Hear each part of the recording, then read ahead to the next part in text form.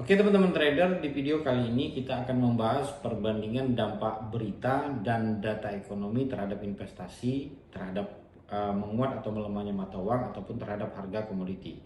Nah, sebelum kita membahas perbandingan dampak berita dan data, kita bahas terlebih dahulu ya apa tujuan kita memahami data dan berita itu sendiri. Sebenarnya tujuannya hanya satu, yaitu kita ingin memahami kondisi ekonomi saat ini dan di masa yang akan datang, apakah terjadi pertumbuhan atau tidak. Karena melalui gambaran inilah nanti kita akan membuat keputusan yang terbaiknya seperti apa.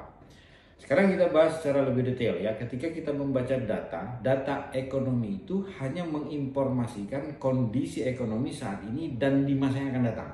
Tapi yang mempengaruhi pertumbuhan ekonomi suatu negara kan bukan hanya sebatas data. Ya, berita juga bisa mempengaruhi pertumbuhan ekonomi. Saya contohkan ya, ketika terjadi perang Ukraina dan Rusia, ya itu kan berita tentang krisis geopolitik. Itu kan bisa mempengaruhi perekonomian di dalam negeri. Atau berita ketika Donald Trump menaikkan tarif, ya, yang mengancam terjadinya resesi global. Ya, ini juga mempengaruhi kondisi ekonomi. Nah, sekarang bagaimana cara ya kita memahami dampak daripada berita dan data itu sendiri, mana yang lebih kuat? Dalam kondisi normal ya, ketika tidak terjadi krisis apapun, misalnya tidak terjadi krisis Covid, tidak terjadi perang, atau tidak ada kebijakan ekstrim ya seperti yang dilakukan oleh Donald Trump, mayoritas pelaku pasar melihat data itu jauh lebih penting.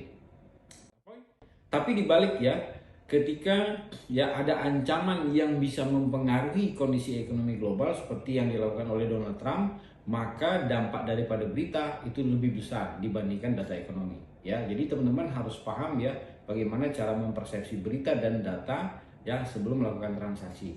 Oke, saya kira itu saja video singkat kali ini. Semoga ada manfaat ya. Thank you. Assalamualaikum warahmatullahi wabarakatuh.